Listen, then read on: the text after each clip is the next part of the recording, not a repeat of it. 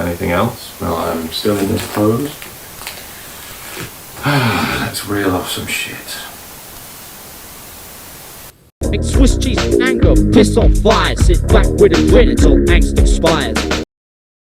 Second-hand information technology.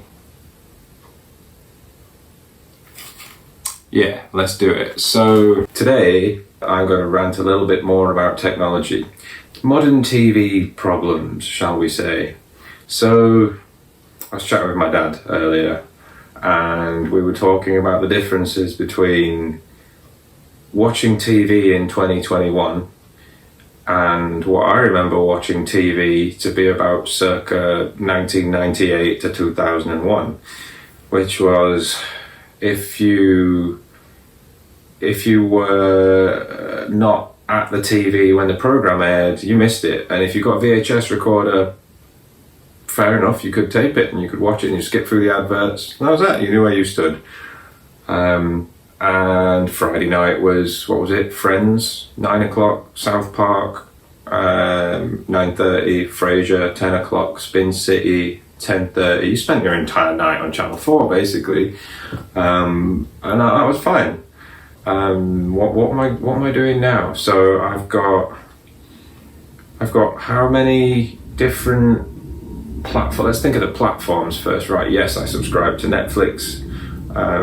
I have access to an Amazon Prime account, and I also watch Channel 4 on demand, and I'm a fan of some of the programs on the BBC iPlayer as well. I have watched occasional things on Channel 5 and ITV, but not often enough for it to actually make a difference in any sort of meaningful way. So, and then there's of course YouTube as well. So when I want to watch TV now, I now in my head need to know which platform I want to watch and which type of program I want to watch, how long each episode needs to be, and well, whether I'm getting any learning out of it as well, because that was another thing that I found throughout the summer, that since I started learning Spanish, I found the Money Heist series on Netflix, which I started trying to watch it with Spanish subtitles and Spanish audio, and I could see what was happening, but I had the foggiest what was going on. So I started it again, but with English subtitles. But now that I'm a few months later on, it's been quite cool, so that it's helping me learn Spanish by watching TV, which is great. And that's such a good positive and plus point. But now it means that any TV that is not teaching me something that's just purely entertainment has just taken a step down in priority. So that's unfortunate, because I'm a big fan of things like Peep Show and The Office and other things of that sort of ilk. And South Park, for instance, as well. I'm still trying to watch season 21 at the moment. And so, but yeah, you've got your Netflix, and I've got maybe 5 or 6 shows open on Netflix at the moment. Definitely Money Heist and the Crown, and also there's something about the universe I've been looking at, and some other things. That's just Netflix. So I've opened Netflix, I've been gawping across which one do I want to watch for a bit, and I generally don't know. I'm quite an obsessive person. I don't feel very, scatterbrained and sort of, I'll have 15 million things. I like to normally be obsessive and have one thing that I watch to death and then do away with it and move on to something else. But even having The Crown, Money Heist, and that's it, Ozark, that was the other thing. Trying to watch 3 series at once when they're all 45 minutes or an hour, it's just, I'm not going to get anything done with my day. So that's just Netflix. Then we move on to BBC iPlayer, which I've got a few other programs that I'm watching at the moment, and this is before you even encounter watching live TV as it airs. So then Netflix for BBC iPlayer, and the 4 on demand. Of course, I'm watching 8 out of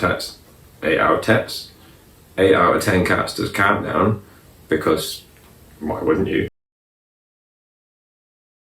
And Scrubs, and a few other episodes that are on that channel. And before you know it, it's like every time you sit down to TV, it's you have to make these decisions yourself. Whereas Friday night back in the late 90s, switch the TV on, it's on. It's Friends time. Cool. It's South Park time. Done.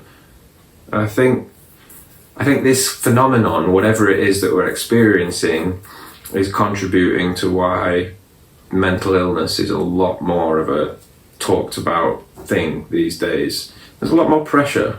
And this is just entertainment. This is stuff that we're supposed to enjoy. You know, why is it so traumatic trying to pick some entertainment? I think I'm fairly aware that there's a lot of people already alluding to the fact that most of Netflix is scrolling through what is there and then finally admitting that the first thing that it showed you was probably the most interesting thing you could have watched. Well, it would have saved you, like, I don't know, 5-10 minutes or so. Here's what I wrote down. Everything's on demand. Great. But now the problem has changed from there's nothing to watch to there's absolutely everything to watch. Where do I start? Old TV had a definite schedule, so you had to be there, or as they said, be square. And another thing that became apparent today is I wonder whether there will be some vintage technology, I'm talking 80s, 90s technology, that might outlast technology from the 2000s. And with that, I'm referring to my trusty Commodore 64 and the Commodore Amiga, and the modern day equivalent, which is the iMac that is at my dad's house at the moment, which is a 2007 iMac, so that will be 14 years old currently. And it's on Snow Leopard 10.6.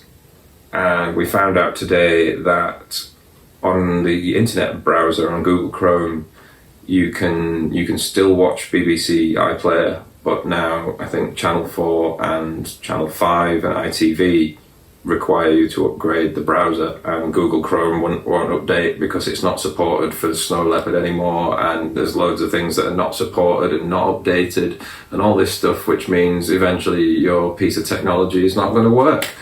And while software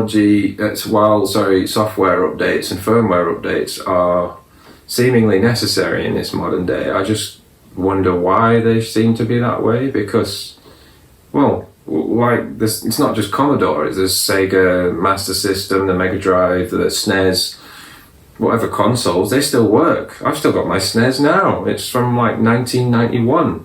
It still works. Blow on the cartridge, it's fine. So that I still expect my SNES to work in 10-15 years time, whereas the iMac that was 2007 will surely be dead. In the next year or two, I don't know, it may not even switch on, but who knows. So I just find it funny that that we seem to now live in this world where we're so dependent on updates and things being kept up to date, and this won't work if that, and it's just, what a load of tosh. Seriously.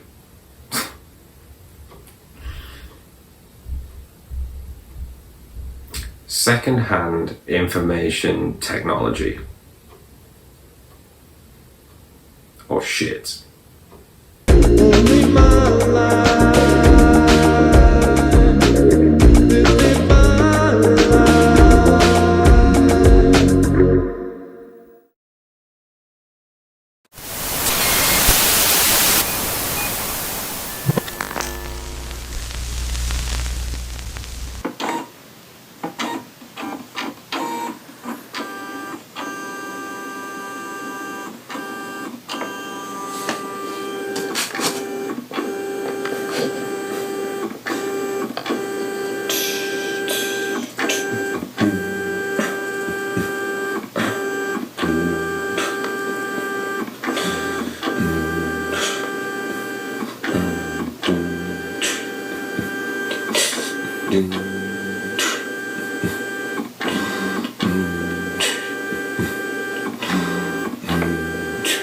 Mm.